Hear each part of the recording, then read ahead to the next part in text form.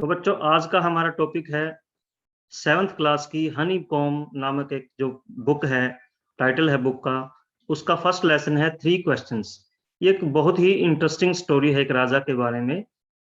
उस राजा के माइंड में कुछ सवाल आते हैं और वह राजा जो है उन सवालों के आंसर ढूंढने का प्रयास करता है। इसके लिए वह बहुत सारे लोगों को इनवाइट करता है, बुद्धिमान लोगों को इनवाइट करता है।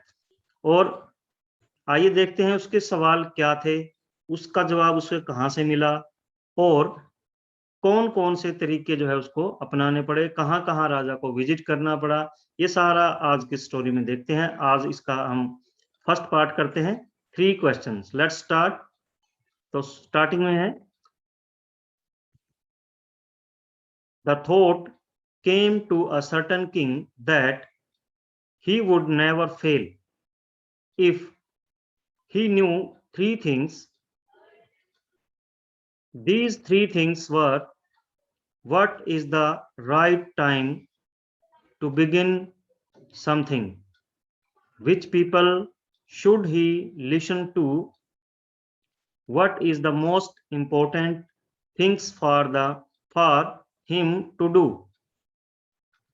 ये पहला जो पहरा है, अब इसको हम एक्सप्लेन करते हैं।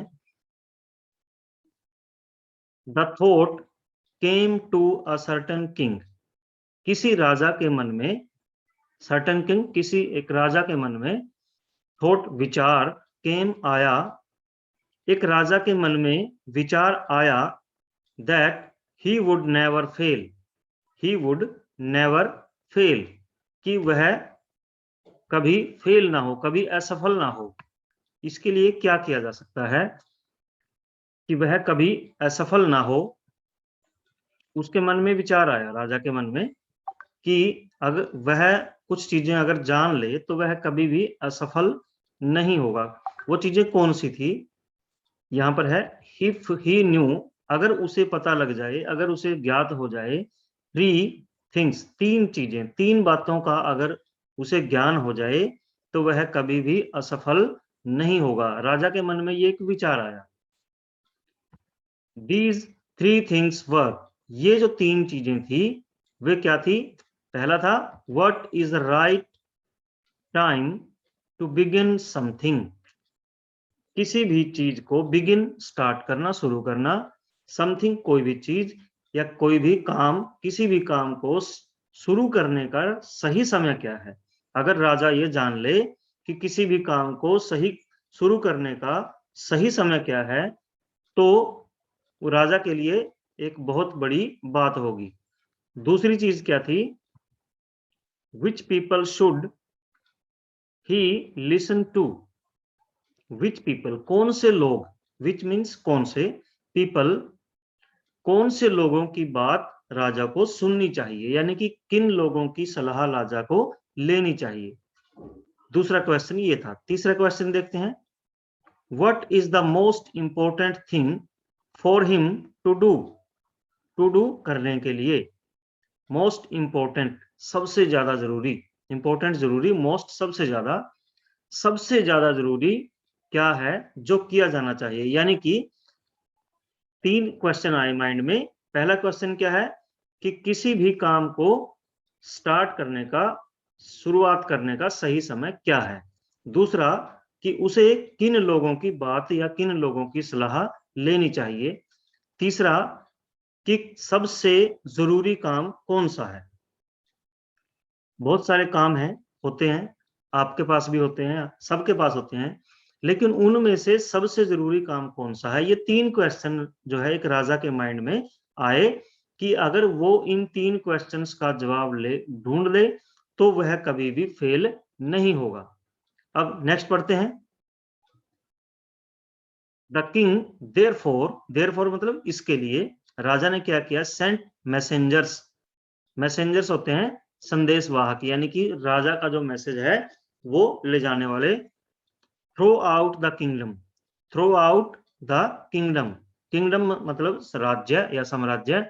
थ्रो आउट पूरे साम्राज्य में ये मैसेज भेज दिया गया, या मैसेज संदेशवाहक भेज दिए गए। पहले क्या करते थे लोग, मुनियादी कराते थे, जैसे एक किसी गांव में या शहर में जाकर ढोल बजाते थे। ढोल का मतलब ये होता था कि कोई मैसेज आया है, क्योंकि उस समय ये चीजें नहीं थी, मैसेज की, अखबार नहीं थे, मोबाइल टीवी ये सब नहीं था।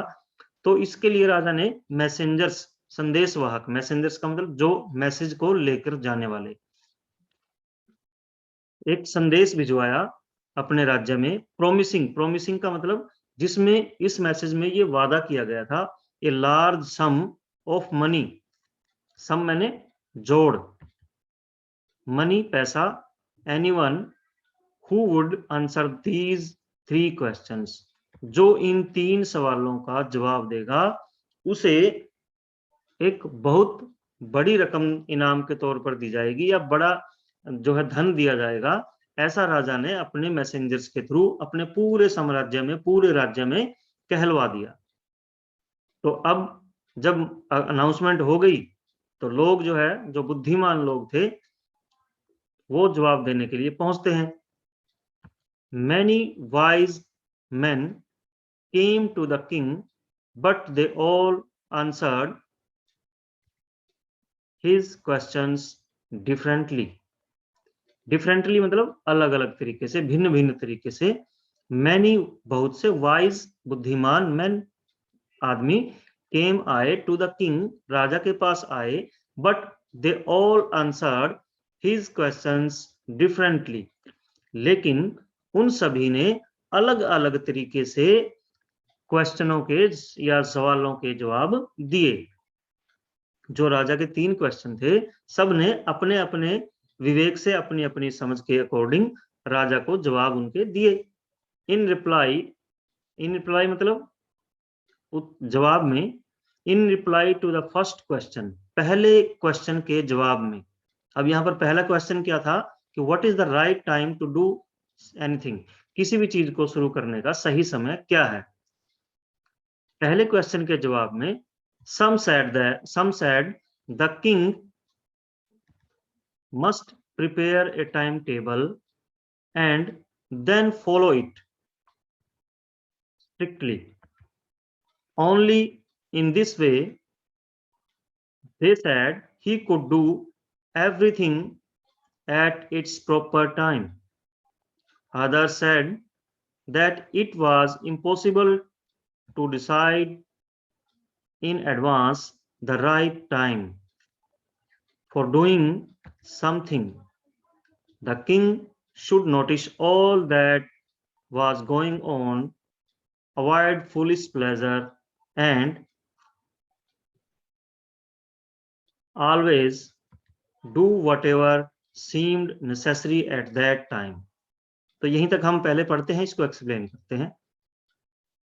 इन reply to the first question, पहले सवाल के जवाब में, सम सैड, कुछ ने कहा, सम मीन्स कुछ, सैड कहा, कुछ ने कहा कि राजा must prepare a time table, आप एक टाइम टेबल, राजा को एक टाइम टेबल बनानी चाहिए कि भाई ये काम उस समय करना है, ये काम उस समय करना है, ये काम उस, जैसे हमारा स्कूल की भी एक टाइम टेबल होती है कि इस समय उस क्लास, उस सब्जेक्ट का पीरियड है, इस समय उस सब्जेक्ट का पीरियड है।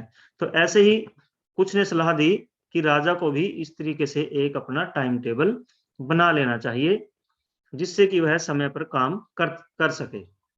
फिर क्या हुआ, कुछ ने क्या कहा,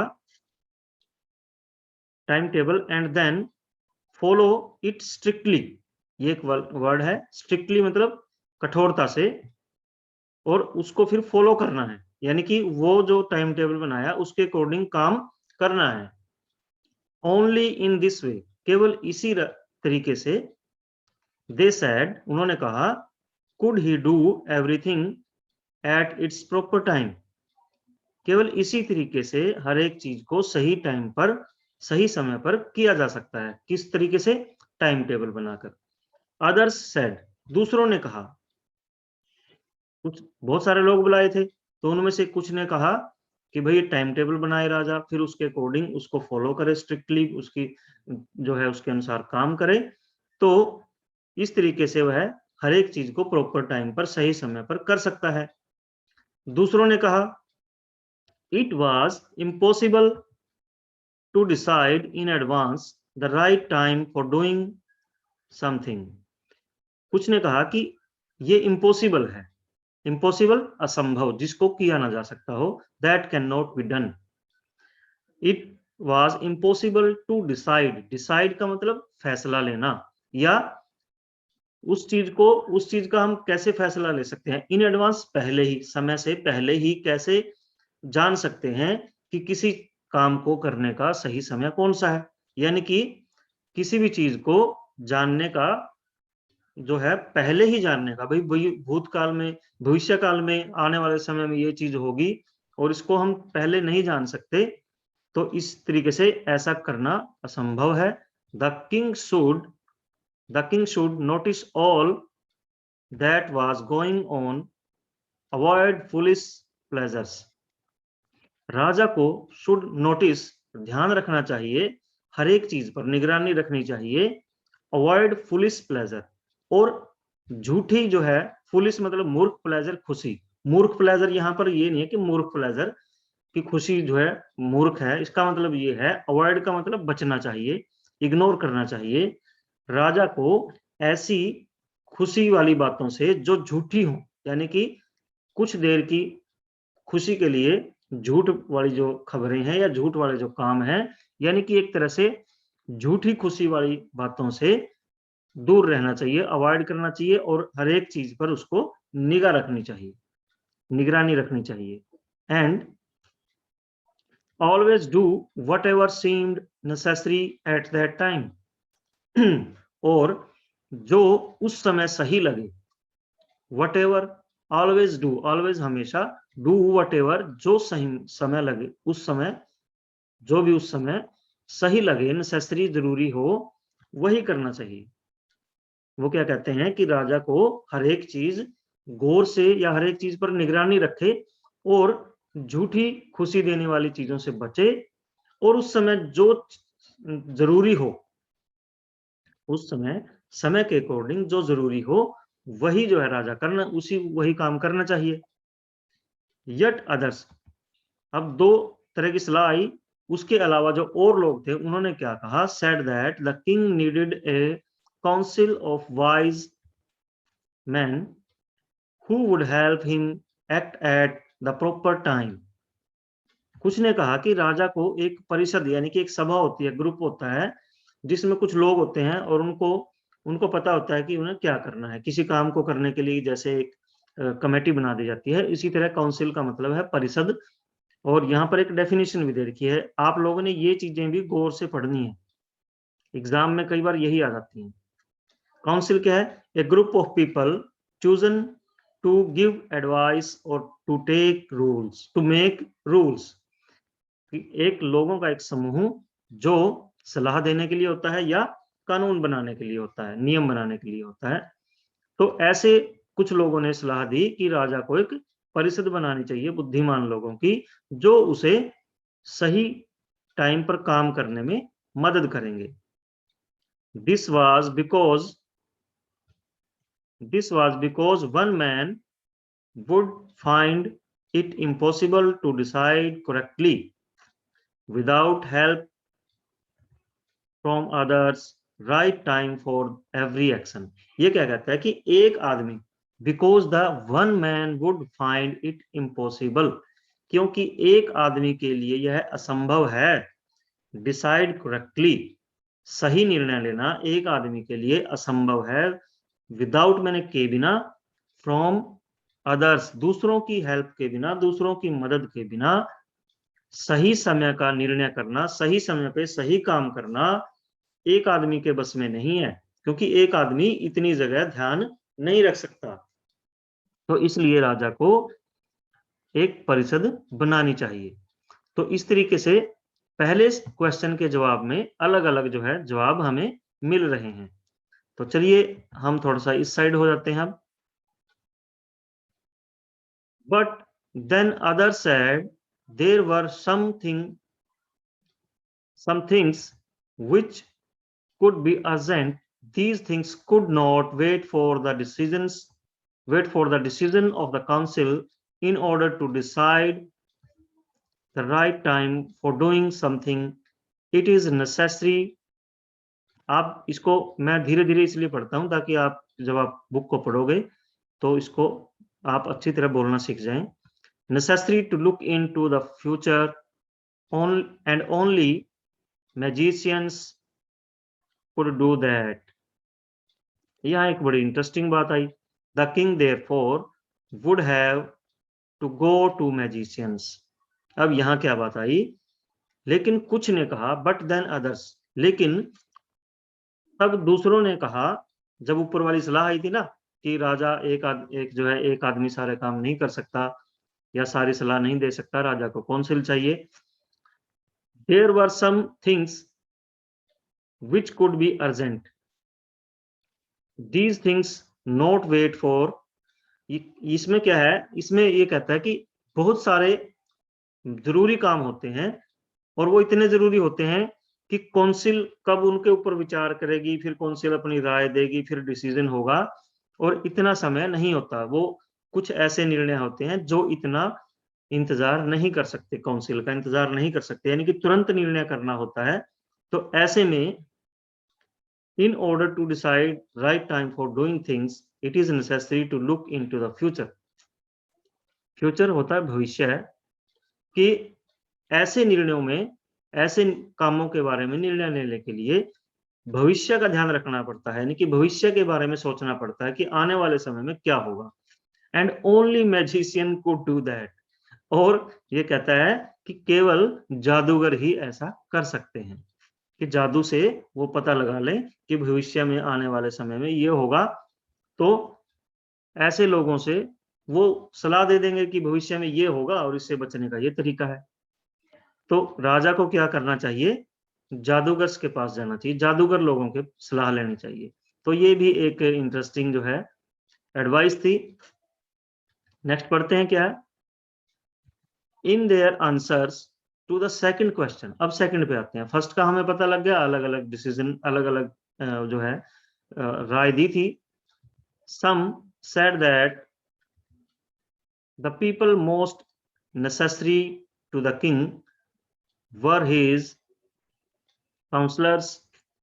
अब यहां पर क्या आया, सेकंड क्वेश्चन था क्या, पहले सेकंड क्वेश्चन क्या था कि मोस्ट इंपोर्टेंट पीपल, लोग कौन से हैं, राजा के सबसे ज्यादा जरूरी लोग कौन से हैं जिनकी राजा को बात माननी चाहिए। ये देखिए यहां पर था ये, विच पीपल, ये वाला, which people should he listen to, राजा को किसकी बात सबसे ज्यादा सुननी चाहिए।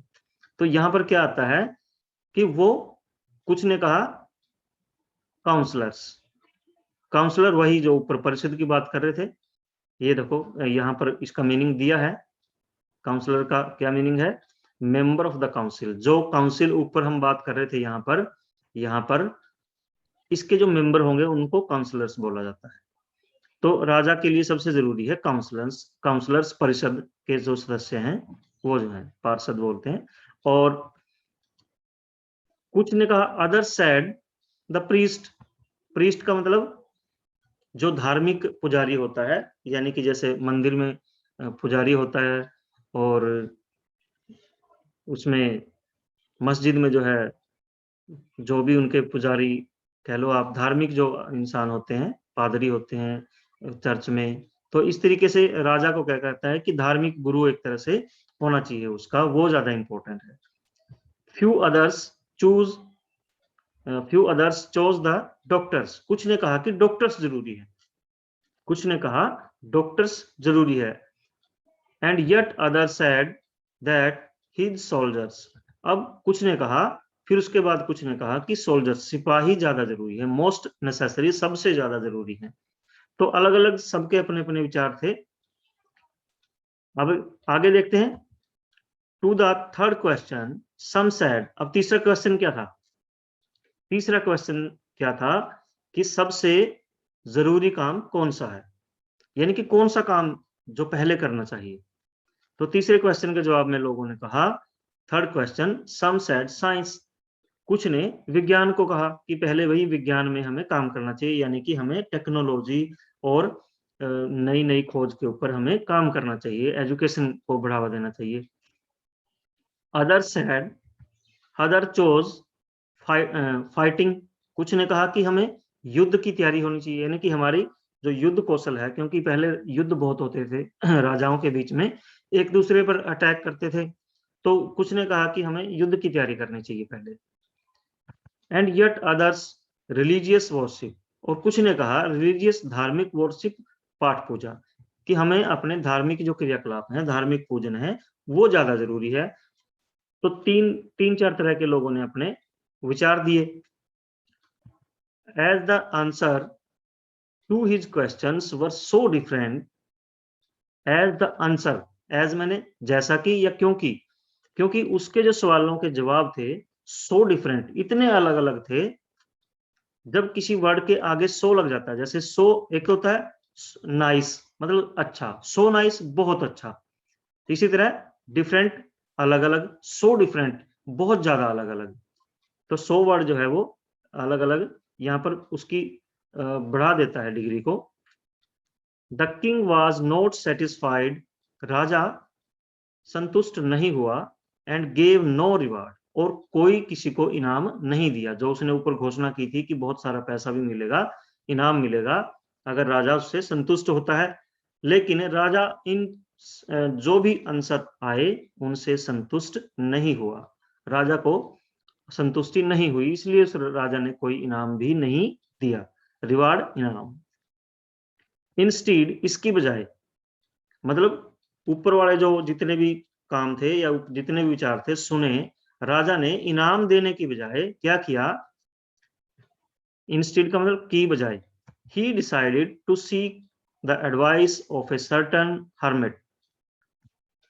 हर्मिट एक पर्सन होता है जो अकेला रहता है और सिंपल लाइफ, यानी कि एक तरह से सन्यासी उसको हम कह सकते हैं, जो बिल्कुल अकेला रहता है और सिंपल लाइफ जीता है, जो किसी भी तरह की लाभ, लालच, मोह, क्रोध, इन चीजों से दूर होता है, सन्यासी है। तो राजा ने क्या डिसाइड किया, डिसाइड मतलब फैसला किया, टू सीक मिलने का, एडवाइस लेने का, सीक का मतलब टू सीक द एडवाइस यानी कि सलाह लेने का, ऑफ ए सर्टेन हर्मिट, किसी सन्यासी से सलाह लेने का फैसला किया कि भाई राजा संतुष्ट नहीं हुआ। अब उसने सोचा कि क्यों ना किसी सन्यासी या साधु से इसकी सलाह ली जाए। Who was widely known for his wisdom, और एक साधु के बारे में राजा को पता था कि किसी एक साधु या सन्यासी जो अपने विजडम यानी कि बुद्धिमत्ता के लिए प्रसिद्ध था। नॉन फॉर का मतलब होता है प्रसिद्ध होना, फेमस होना, वाइडली बहुत ज्यादा, यानी कि सब जगह वो फेमस था अपनी बुद्धिमत्ता के लिए। The hermit lived in A would which he never left. The hermit जो सन्यासी था, लिव्ड मीन्स रहता था, इन ए would.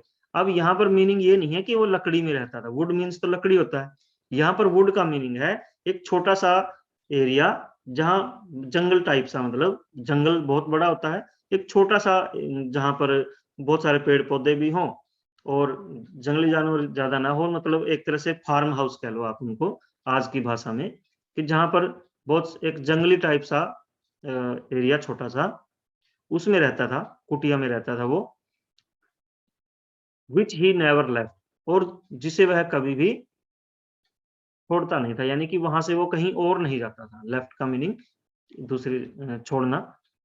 He saw no one but simple people, he saw no one, इस लाइन को दोबारा समझें, he saw no one but simple people, इसका मीनिंग है कि वह सामान्य लोगों के अलावा किसी और से नहीं मिलता था। यहाँ पर मीनिंग क्या है कि वो सन्यासी था, लेकिन ऐसा नहीं था कि वो राजा किसी मंत्री उससे ही मिलता था, वो केवल सिंपल यानी कि आम जो लोग थे उनसे ही मिलता था। अगर कोई राजा या कोई मंत्री या कोई अपने आप को ये कहता है कि मैं ये हूं और उससे मिलने जाए तो वो नहीं मिलता था, यानी कि वो सिंपल था बिल्कुल। And so the king put on ordinary clothes, साधारण कपड़े। Before he reached the hermit's hut, the king left his horse with his bodyguard and went on alone. कि इसलिए राजा को पता था कि वो केवल आम आदमी से ही मिलता है, तो राजा ने भी क्या किया, थोड़ी सी दूर उसके जगह से जो अपना घोड़ा छोड़ दिया, विद हिज बॉडीगार्ड, अपने जो अंगरक्षक राजा के साथ होते हैं उनके पास अपना घोड़ा छोड़ दिया और साधारण कपड़े डाले और वेंट ऑन अलोन, और अकेला गया। किसके पास गया? सन्यासी के पास, हर्मिट के पास, और अकेला सन्यासी के पास चला गया। एज द किंग केम, जैसे ही राजा केम नियर द हर्मिट्स हट, हर्मिट्स की जब हट यानी कि झोपड़ी थी उसकी जो जंगल में, उसके पास आया, जैसे ही राजा उसके नजदीक आया, केम नियर नजदीक आया, ही सा the hermit digging the ground in front of his हट। उसने देखा कि जैसे ही राजा सन्यासी की झोपड़ी के पास आया तो उसने देखा कि सन्यासी झोपड़ी के सामने ही जमीन की खुदाई कर रहा है। डिगिंग खोदना होता है, डिग मैंने खोदना होता है, डिगिंग खुदाई कर रहा है या कर रहा था। तो अब हम इधर आ जाते हैं भाई, क्योंकि ये स्पेस मैनेज करना पड़ता है, तो हम इधर आ जाते हैं। ही ग्रीटेड द किंग, ग्रीट का मतलब होता है अभिवादन करना। जैसे हम कहीं जाते हैं तो हम वहां पर नमस्कार, सत श्री अकाल, हाथ जोड़कर या जैसे भी अभिवादन करते हैं, एक तरह से वेलकम करते हैं। उसने राजा का अभिवादन किया। किसने?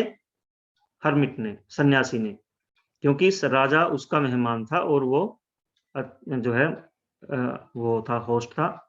एंड कंटिन्यूड डिगिंग, उसने राजा को प्रणाम किया, अभिवादन किया और जो है खोदना चालू रखा, यानी कि खोदना जारी रखा। ये नहीं कि उसने अपने छोड़ के बैठ गया।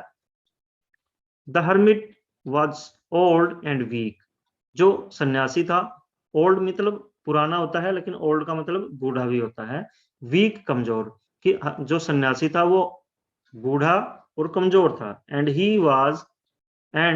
As he worked he breathed heavily, और जैसे ही वह काम कर रहा था, एज मतलब जैसे ही, या क्यों, जैसे ही वह काम कर रहा था, ही ब्रीद का मतलब होता है सांस लेना, और ब्रीद मतलब सांस ले रहा था, हैविली जोर जोर से, क्योंकि सांस फूल जाती है जब काम करते हैं, और बुजुर्ग जब काम करते हैं तो उनको सांस फूलने का रहता है। The king went up to the hermit and said, राजा वेंट टू द हर्मिट, सन्यासी के पास गया और कहा, I have come to you wise hermit, कि हे बुद्धिमान सन्यासी, मैं आपके पास to ask you to answer, इसको लाइन ये गलत लग जाती है बीच में कई बार, तो इसको हम मिटा देते हैं, ठीक है। तो दोबारा से पेन ले लेते हैं। यू टू आंसर 3 क्वेश्चंस, कि हे सन्यासी, हे बुद्धिमान सन्यासी, मैं आपके पास 3 सवालों के जवाब जानने आया हूं। राजा ने अपनी बात बता दी। पहला क्वेश्चन बताता है, how can I learn to do the right thing at right time, मैं कैसे सीखूं, यानी कि मैं सही समय पर सही काम करना कैसे सीखूं, यानी कि मुझे कैसे पता लगे कि किस समय मुझे कौन सा काम करना चाहिए। दूसरा question, who are the people I need most, जो मेरे लिए सबसे जरूरी कौन से लोग हैं, एक राजा के लिए सबसे जरूरी कौन से लोग हैं। And what affairs are the most important, और कौन से मसले या कौन सी बात सबसे जरूरी है।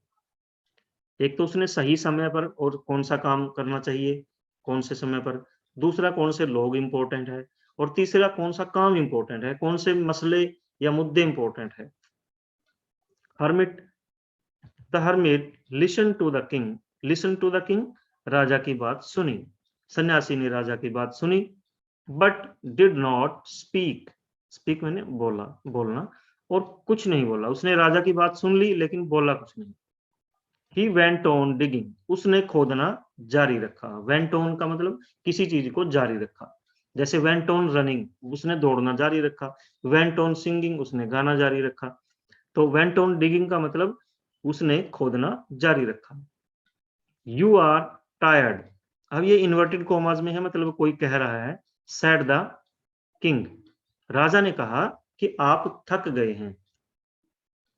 Late me take the spade, let me take the spade and work in your place, and work in your place, कृपया मुझे अपना फावड़ा दे दें। स्पेड फावड़ा होता है जो कसी की तरह खोदने के लिए होता है, खेत को खुदाई के लिए। कृपया मुझे अपना फावड़ा दें और आपकी जगह मुझे काम करने दें। इन योर प्लेस, आपकी जगह। आगे क्या है, थैंक्स, ये भी इन्वर्टेड कोमाज में है। ये इन्वर्टेड कोमाज होते हैं, ये डबल कोमा ऊपर है। इसका मतलब ये भी कोई कह रहा है, सेड द हर्मिट, हर्मिट ने कहा धन्यवाद। Giving the king his spade, राजा को अपना फावड़ा दे दिया। राजा को उसने अपना जिससे वो खुदाई कर रहा था, ये इस तरह का होता है, ये देखिए यहाँ पर। तो राजा को उसने अपना फावड़ा दे दिया। Then he sat down on the ground, sat down नीचे बैठ गया, ग्राउंड धरती पर, और वह क्योंकि वो काम करके थका हुआ था, और उसने राजा को फावड़ा दिया और वो नीचे जमीन पर बैठ गया। नेक्स्ट क्या होता है, अच्छा अब हमें इधर आना पड़ेगा, चलो भाई इधर चलते हैं, और बस। तो when the king had dug 2 beds, अब यहाँ पर बेड का मतलब तो बिस्तर होता है, या घर में हमारे जो बेड होता है वो नहीं है। यहाँ पर मतलब क्या है, डग मैंने डिग की ही जो है सेकंड फॉर्म है, डिग थर्ड फॉर्म है, डिग डग डग। तो इसका मतलब खोद दी। जब राजा ने 2 क्यारियां खोद दी, ही स्टॉप्ड, वह रुका, and repeated his questions, repeat मतलब दोहराए, और उसने अपने सवाल दोहराए।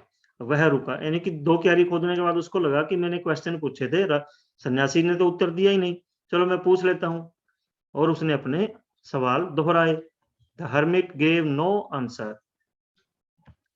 But stood up, stretching out his hand for the spade, लेकिन जो सन्यासी था उसने कोई जवाब नहीं दिया, उसके सवालों का कोई भी जवाब नहीं दिया, लेकिन खड़ा हुआ और उसने अपने हाथ उसकी तरफ करे कि लाओ मुझे मेरा फावड़ा दे दो।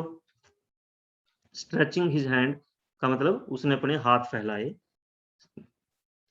And said now you rest, अब आप आराम कीजिए, एंड लेट मी वर्क, और मुझे काम करने दें, कि अब आप थक गए, क्योंकि उसने भी काफी काम कर लिया था, राजा ने 2 क्यारियां खोद दी थी। तो वो कहता है कि सन्यासी कहता है कि अब आप रेस्ट करें और मुझे काम करने दें। But the king did not give him the spade and continue to dig, लेकिन राजा ने उसे फावड़ा नहीं दिया। did not give, give मैंने देना, did not नहीं दिया, फावड़ा नहीं दिया, and continued जारी रखा, to dig खोदना जारी रखा। जब टू आ जाता है तो वर्ड की जो वर्ब की पहली फॉर्म ही आती है। अगर यहाँ पर कंटिन्यूड डिगिंग भी आ सकता था तो तब वहां पर टू नहीं आता था। नेक्स्ट पैरा पढ़ते हैं। 1 hour पास्ट, 1 घंटा बीत गया, पास्ट बीत गया। देन अनदर, फिर दूसरा भी, यानी कि 1 घंटा बीता फिर दूसरा बीता, यानी कि कहने का मतलब बहुत समय हो गया। The sun went down behind the trees, और सूरज पेड़ों के पीछे चला गया। इसका मीनिंग ये है, इसका मतलब ये नहीं कि सूरज सच में ही पेड़ों के पीछे चला गया। तो पेड़ों के पीछे जाने का मतलब है कि शाम हो गई, दोपहर बाद जो है पेड़ों की ओट हो जाती है, तो इसलिए कहा गया कि शाम हो गई, सूर्य पेड़ों के पीछे छुप गया, यानी कि शाम हो गई। And at last the king stuck the spade into the ground and said, अब यहाँ मीनिंग क्या है कि जब राजा भी परेशान हो गया, उसको जवाब मिल नहीं रहा, साधु कुछ बोल ही नहीं रहा, तो अब उसने क्या करा कि गुस्से में, या लगा लो एक तरह से झुंझलाहट से में, उसने जो फावड़ा है या वो ऐसे धरती पे ऐसे मारा जोर से, यानी कि वो हाथ छोड़ दिया। And said I came to you wise man for an answer to my question, मैं आपके पास, कि बुद्धिमान आदमी, मैं आपके पास अपने सवालों के जवाब लेने आया हूं। If you can give me no answer, यदि तुम मुझे कोई जवाब नहीं दे सकते, if you can no answer, कोई जवाब नहीं दे सकते, टेल मी सो, मुझे बता दो। I will return home, I will return home, मैं घर वापिस चला जाऊंगा। रिटर्न वापिस, आई विल रिटर्न होम, मैं अपने घर वापिस चला जाऊंगा। ये तो सिंपल सी बात है कि भाई आपको अगर काम आप मुझे बता सकते हैं तो बहुत अच्छी बात है। अगर आप नहीं बता सकते तो मुझे बता दो पहले ही कि भाई मेरे पास जवाब नहीं है, मैं अपने घर चला जाऊंगा। Here comes something running, ये भी इन्वर्टेड कॉमास में, सेट द हर्मिट, सन्यासी ने कहा कोई दौड़ा आ रहा है, कोई दौड़कर, दौड़ते हुए आ रहा है। Here comes someone, कोई, someone means कोई, रनिंग दौड़ते हुए, कोई दौड़ते हुए आ रहा है। यानी कि राजा की बात उसने सुन ली, लेकिन फिर भी राजा की जो बात थी उसका उसने कोई जवाब नहीं दिया, और उल्टे राजा को क्या कहा कि कोई दौड़ा आ रहा है। तो ये जो क्वेश्चन, ये जो पार्ट है, इसके पहला पार्ट यहाँ हो जाता है कंप्लीट। अब इसके बाद कुछ क्वेश्चन है, कॉम्प्रिहेंशन चेक है कि आपने जो पढ़ा है क्या आपको अभी सही पढ़ा है या आपको याद भी है। पहला क्वेश्चन क्या है, why did the king want to know answer to 3 questions, राजा 3 सवालों के जवाब क्यों जानना चाहता था। ये शुरू में ही आया, पहली ही लाइन ये है इसकी कि राजा क्यों जानना चाहता था। ये देखिए, ये रहा, that he would never fail, ये राजा को विश्वास था। The king thought that he would never fail if he knew 3 things, ये इसका आंसर है। अब उसके बाद देखते हैं, messengers were sent throughout the kingdom to announce a reward for those who could answer the question. या ये कौन सा ठीक है, ये ठीक है या ये ठीक है। टू फाइंड, ये क्या है, टू फेच वाइज मैन, बुद्धिमान लोगों को लेने के लिए गए थे। To find answers the question, सवालों के जवाब ढूंढने गए थे। To look for the wise hermit, जो बुद्धिमान सन्यासी था उसको ढूंढने गए थे। या अनाउंसमेंट करने गए थे रिवार्ड की, इनाम की, कि जो आदमी आंसर देगा उसे इनाम मिलेगा। तो ये फोर्थ जो है सही है इसका। नेक्स्ट पढ़ते हैं, सेकंड पार्ट इसका स्टार्ट हो गया। अब क्या है, the king turned round, turn मुड़ना, राउंड पिच घूम के। तो जैसे ही जब सन्यासी ने कहा कि कोई दौड़ा आ रहा है, जैसे हम भी बात कर रहे हैं कि हम एकदम पीछे मुड़ के देखते हैं कि अच्छा देखते हैं कौन आ रहा है। And saw a beard man running towards them, bearded, ये है बियर्डेड मतलब दाढ़ी वाला, बियर्ड दाढ़ी, बियर्डेड दाढ़ी वाला आदमी, रनिंग टूवर्ड्स देम, उनकी तरफ दौड़ा आ रहा है। His hands were pressed against his stomach, उसके हाथ जो है पेट में, यानी कि पेट से पकड़े हुए था कस के अपने पेट को। From his, from which blood was flowing, जिससे वह अपने हाथ, दोनों हाथों से कस के अपना पेट पकड़े हुए था, जिसमें से खून बह रहा था पेट से। When he reached the king, he fainted and fell down to the ground. जब वह राजा के पास पहुंचा, ही फेंट मतलब बेहोश हो गया, फेंटेड बेहोश हो गया, and fell to the ground, और फेल मतलब गिरना, और जमीन पर गिर गया। The king and the hermit, अच्छा अब इधर जाना पड़ेगा, ये भी बदला बदली चलती रहती है, कोई बात नहीं।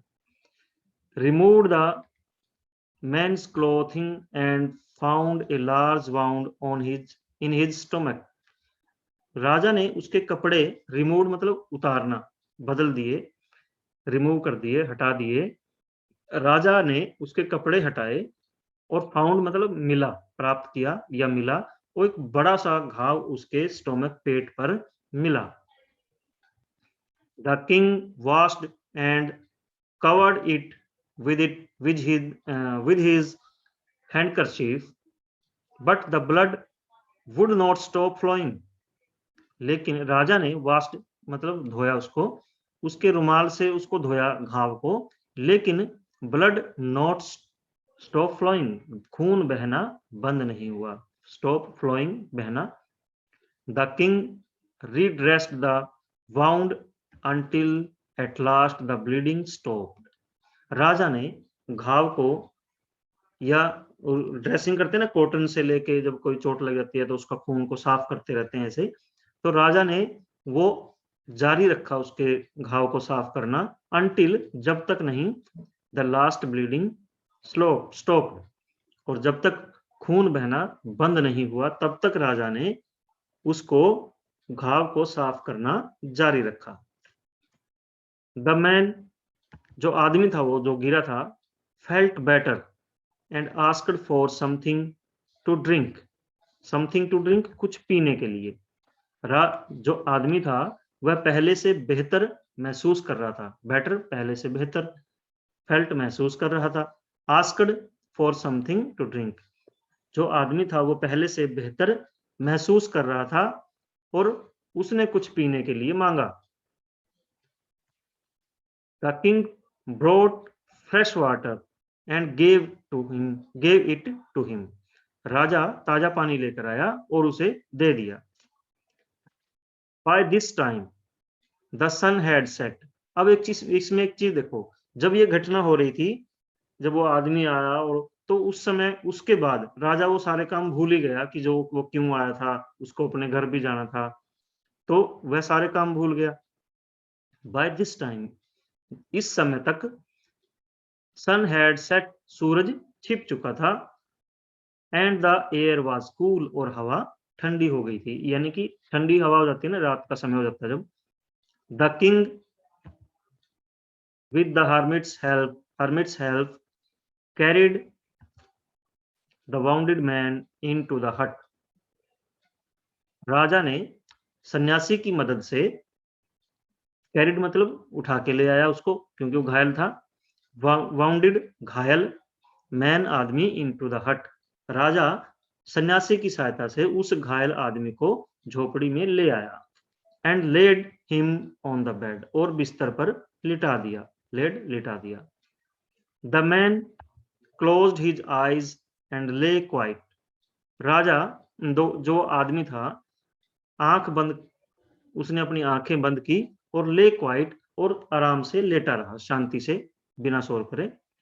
The king tired by his walk and the work he had done, जो राजा था वो, उसकी जो टायर्ड, थक गया था, कैसे, चल के, क्योंकि वो काफी दूर जो अपना घोड़ा खड़ा करके आया था जब सन्यासी के पास आया, and work he had done, और जो काम उसने सारा दिन किया, पहले फावड़ा चलाया और फिर इस घायल आदमी की देखभाल की, तो राजा बहुत थक गया था। Laid down on the floor and slept throughout the night, राजा वहीं लेट गया, जैसे हम लेट जाते हैं, बैठ जाते हैं, तो वहां lay down on the floor, फर्श पर ही, यानी कि जो झोपड़ी थी उसके नीचे, वहीं फर्श पर ही लेट गया, एंड स्लेप्ट, सो गया, स्लीप का है, sleep, slept, slept, through the night, और सारी रात सोया रहा। राजा वहीं जमीन पर, फर्श पर लेट गया और सारी रात सोया रहा, थकावट बहुत ज्यादा थी इसलिए नींद भी गहरी आई। When he awoke, जब वह जागा, awoke जागा, it was several minutes before he could remember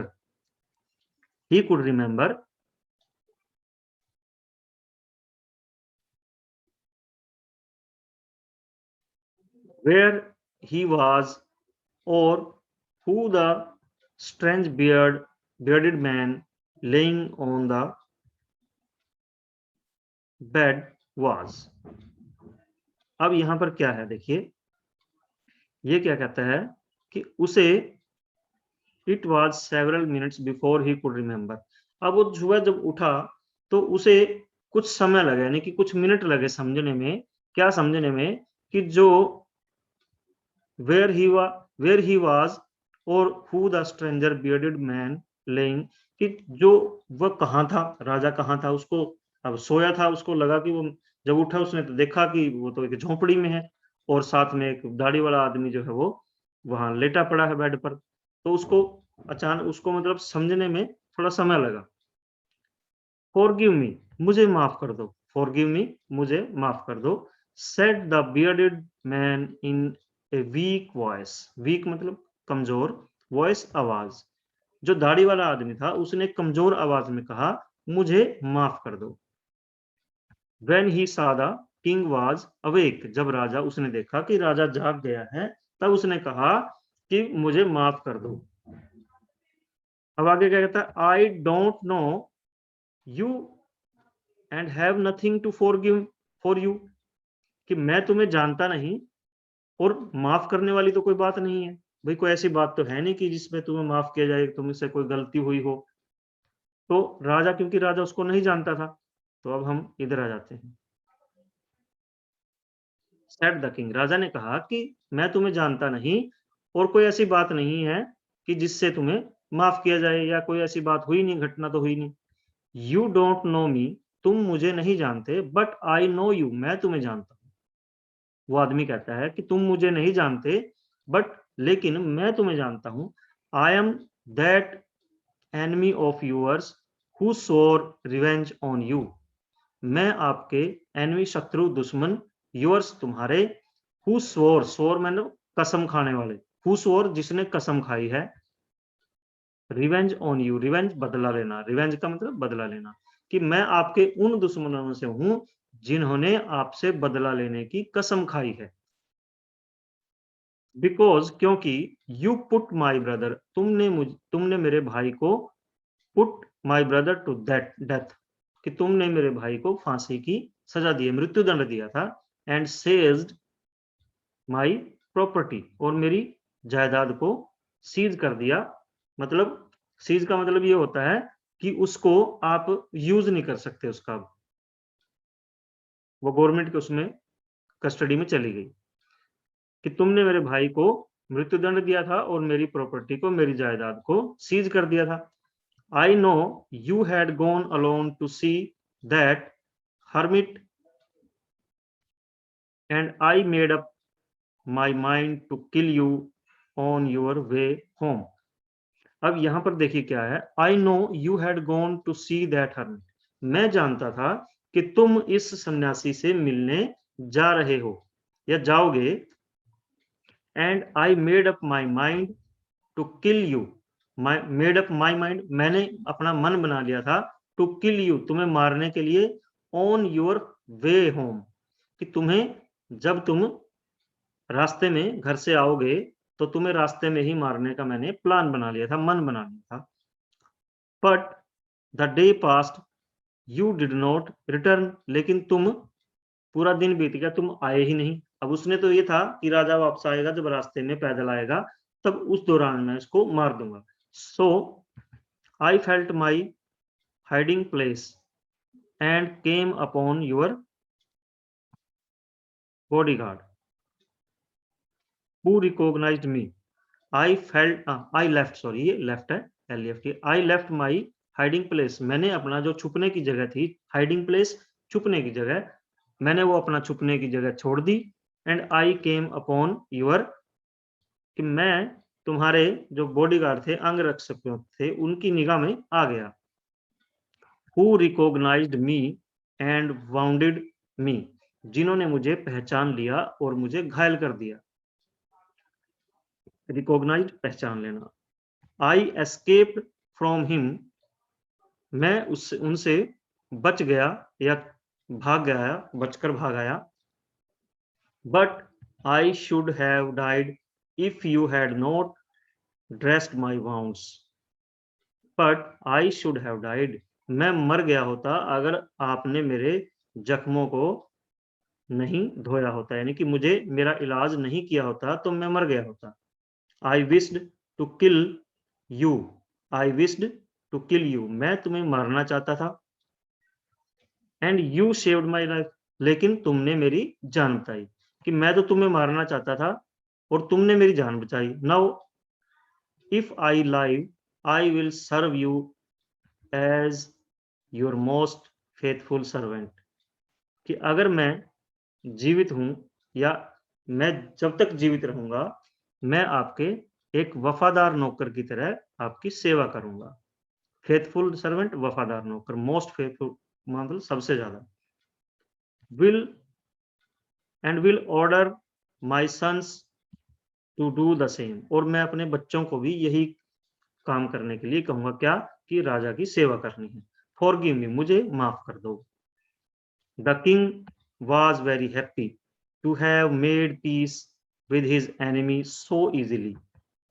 राजा को खुशी इस बात की थी कि एक शत्रु से इतनी आसानी से उसकी जो है शांति, वो मतलब एक तरह से संधि हो गई, या एक तरह से उनकी जो बीच की घृणा या दुश्मनी थी वो इतनी आसानी से हट गई।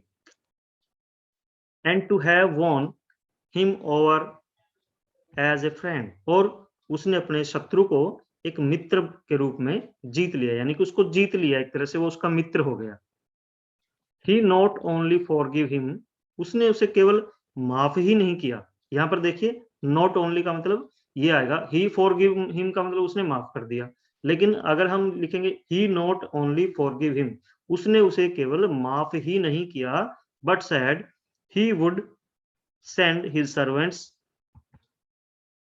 And his own doctor to look after him, कि वह उसकी देखभाल, क्योंकि वो घायल था ना, तो उसके देखभाल के लिए अपने नौकर भेजेगा, और उसका जो डॉक्टर है, राजा का जो डॉक्टर होता है राजवैद्य, उसको भी उसकी सेवा के लिए उसकी देखभाल, लुक आफ्टर का मतलब होता है देखभाल करना।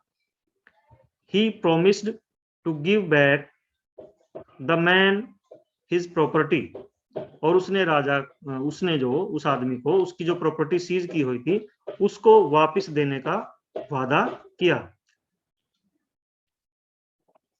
आगे क्या है,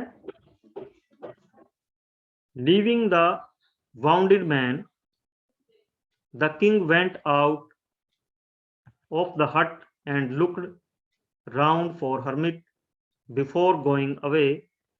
यहाँ पर क्या है, लीविंग द वाउंडेड मैन, उस जो है जो घायल आदमी था उसको वहीं छोड़कर, यानी कि घर भी जाना था। The king went out to the hut, राजा उसको झोपड़ी में छोड़कर हट झोपड़ी से बाहर आया, वेंट आउट बाहर आया, एंड लुक्ड राउंड उनको देखा, यानी कि जो सन्यासी को देखा कि कहाँ है सन्यासी। Before going away he wished once more to get answers to his questions, कि वह चाहता था कि जाने से पहले वह एक बार अपने सवालों के जवाब जानना चाहता था। The hermit was on his knees sowing seed in the beds, वह the hermit was on his knees, वह झुका हुआ था, घुटनों के बल झुका हुआ था, जैसे हम बीज लगा रहे होते हैं तो ऐसे टेढ़े होके बीज लगा रहा था। शोइंग मतलब बो रहा था, सीड बीज, इन द बेड क्यारियों में, that had been dug the day before, जो एक दिन पहले खोदी थी, जब राजा और उसने दोनों ने खोदी थी। The king went up to the hermit, राजा के उसके सन्यासी के पास गया, and said for the last time, आखिरी बार, I beg you to answer my questions wise man, कि हे बुद्धिमान आदमी, आखिरी बार मैं तुमसे अपने सवालों के जवाब देने की प्रार्थना कर रहा हूं। तो क्या उसने उसकी बात मान ली? तो देखिए चलते हैं। अच्छा, अब हमें इधर आ जाना है, चलिए भाई इधर आ जाते हैं। अब यहाँ पर क्या है, you have already been answered, you have already been answered, कि तुम्हें जवाब तो पहले ही मिल गए हैं, जवाब तुम्हें पहले ही मिल गए हैं। सेड द हर्मिट, सन्यासी ने कहा। Still bending down to the ground, still bending down to the ground, उसी झुके हुए, यानी कि वो उठा नहीं, उसने वैसे ही बीज बोते हुए झुके हुए, झुकते रहे, मतलब अभी भी वो झुका हुआ था, और ऐसे ही बोला कि तुम्हें तो जवाब मिल गए हैं। And looking up at the king's as he stood before him, और लुकिंग एट द किंग, और राजा की तरफ देखकर, जो उसके सामने खड़ा था, राजा उसके सामने खड़ा था, राजा की तरफ जो कि उसकी तरफ उसके सामने खड़ा था, उसकी तरफ देखते हुए कहा ऐसे गर्दन उठा के कि भाई तुम्हें तो जवाब मिल गए हैं। How have I been answered, मुझे कैसे जवाब मिल गए? राजा को हैरानी होती है, राजा को समझ नहीं आई, तो वो कहता है कि मुझे मुझे जवाब कहाँ मिले? What do you mean? तुम्हारा मतलब क्या है इस बात से? डू यू नॉट सी? क्या तुम्हें दिखाई नहीं देता या क्या तुम्हें समझ नहीं आती? रिप्लाइड द हर्मिट, सन्यासी ने उत्तर दिया, क्या तुम्हें नहीं लगा या क्या तुम्हें नहीं ये बात समझ में आई? If you had not pitied with weakness yesterday, sorry, if you had not pitied my weakness yesterday and had not dug these beds for me, you would have gone away. तुम, चलो बाद में हिंदी बाद में करेंगे, यहां से पढ़ते हैं कि डू यू नोट सी, क्या तुम्हें नहीं दिखाई नहीं दिया कि अगर, देखो, इफ यू हैड नॉट पीटिड मतलब दया करना, दया, अगर तुम मेरी कमजोरी पर, माई वीकनेस, मेरी कमजोरी पर दया करके कल यहां खुदाई नहीं करते, क्यारियों में खुदाई नहीं करते, तो क्या होता? आप भी सोचो, आप क्या होता अगर वो खुदाई ना करता? तो क्या होता? राजा अपने घर वापस जाता, और घर अगर वापस जाता तो रास्ते में उसका दुश्मन उसको मारने के लिए घात लगाए बैठा था, मौके की तलाश में था, तो राजा को वो मार सकता था। ठीक यही बात सन्यासी कहता है कि अगर तुमने कल मेरी कमजोरी या मेरी कमजोरी पर दया करके खुदाई नहीं की होती, you would have gone away, कि तुम जा चुके होते, तुम मर गए, तुम मार दिए गए होते, या तुम घर जा रहे होते। Then the man would have attacked you, तब दैट मैन, वो आदमी जो अंदर पड़ा है, तुम पर आक्रमण करता। And you would have wished you had stayed with me, और तब तुम ये आशा करते, या तब तुम ये इच्छा करते कि काश मैं वहीं रुक गया होता। किसके पास? सन्यासी के पास। जब वो, अगर तुम वही कहता कि अगर तुमने मेरी हेल्प ना की होती तो तुम वापस जाते, और जब वापस जाते तो ये आदमी तुम पर अटैक करता, और तब तुम सोचते कि काश मैं वापस ना आकर वहीं सन्यासी के पास रुक गया होता। So the most important time was when you were digging the beds. इसलिए सबसे महत्वपूर्ण जो समय था वो था जब तुम क्यारी खोद रहे थे। And I was the most important man, और मैं सबसे महत्वपूर्ण आदमी था। And to do me good was your most important business. To do me good, और मेरा भला करना, कि मेरी सहायता करी थी ना उसने उसकी, तो मेरी सहायता करना या मेरा भला करना was your most important business, कि तुम्हारे लिए सबसे जरूरी काम था। तो तीनों जवाब मिल गए उसको। आफ्टरवर्ड्स व्हेन द मैन, इसके बाद, the man ran to us, the most important time was when you were caring for him, और सबसे जो, जब ये आदमी हमारी तरफ दौड़ता हुआ आया, तो सबसे जो जरूरी या सबसे महत्वपूर्ण समय वो था जब तुम इसकी केयर कर रहे थे, देखभाल कर रहे थे।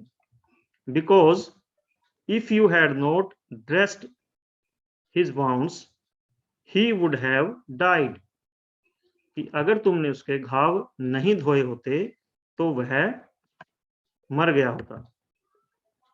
If you had not dressed, अगर तुमने उसके घाव नहीं धोए होते तो यह मर गया होता। would have died without having made peace with you, तुम्हारे से समझौता किए बिना ही ये मर गया होता। So he was the most important man, and what you did for him was your most important business, कि वह तुम्हारे लिए सबसे जरूरी उस समय अलग अलग था। जब वो क्यारियां खोद रहे थे तब सबसे जरूरी काम क्या था? क्यारियां खोदना, और सबसे जरूरी आदमी था सन्यासी जिसकी हेल्प की थी। और जब वो घायल आदमी आया तब वो इंपॉर्टेंट था, घायल आदमी, और उसकी सेवा करना, उसकी देखभाल करना उसका जरूरी काम था। रिमेंबर, वो कहता है याद रखो, then there is only one time that is important, and that is the now. कि जो अब है, यानी कि अब जो समय है, अब हम जो कर रहे हैं, अब जो हमें करना है, वही सबसे महत्वपूर्ण समय है, ना फ्यूचर ना past. It is the most important time because it is the only time we have any power to act. क्योंकि यही एक समय है, बिकॉज क्योंकि it is the only time, क्योंकि यही एक समय है जिसमें हम कुछ कर सकते हैं. पास्ट में आप कुछ नहीं कर सकते क्योंकि वो तो बीत चुका. फ्यूचर में आप कुछ कर नहीं सकते क्योंकि वो अभी आया ही नहीं. तो जो प्रेजेंट है हमारा, प्रेजेंट में ही हम कर सकते हैं, और प्रेजेंट ही हमारा सबसे इंपॉर्टेंट टाइम है. The most necessary person is the person you are with a particular moment. और जिस समय आपके पास पार्टिकुलर, किस विशेष क्षण में, किसी विशेष समय में जिस आदमी के साथ आप हो या जो भी आपके साथ है, वही सबसे महत्वपूर्ण है.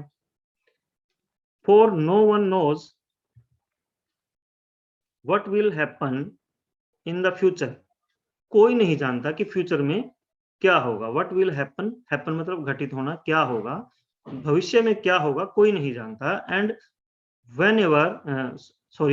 whether we will meet anyone else. भविष्य में कोई नहीं जानता कि क्या होगा और हम कहीं दोबारा एक दूसरे को मिलेंगे या नहीं मिलेंगे. The most important business is to do that person good.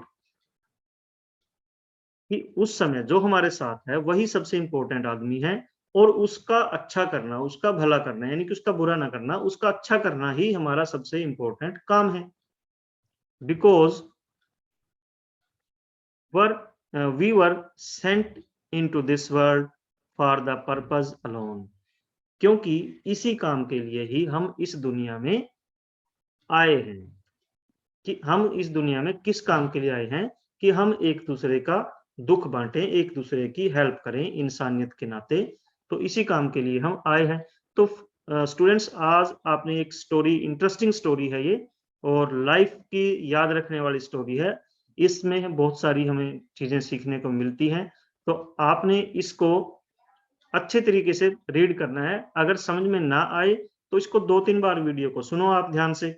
और हाँ, इसको आपने चैनल को सब्सक्राइब कर लेना है, ताकि जब भी मैं आपके रिलेटेड कोई वीडियो डालूंगा तो आपको तुरंत पता लग जाएगा. सब्सक्राइब करने का मीनिंग ये होता है. और इसके जो राइटर हैं वो हैं लियो टॉल्स्टॉय. ये भी एक इंपॉर्टेंट क्वेश्चन बन जाता है कि जो 3 क्वेश्चंस हैं उसके जो राइटर हैं वो कौन है. तो आगे, आज का समय जो है इतना ही, काफी समय हो गया. तो एक्सरसाइज इसकी हम नेक्स्ट वीडियो में करेंगे. तो इसके लिए आज इतना ही. Thank you. All the best.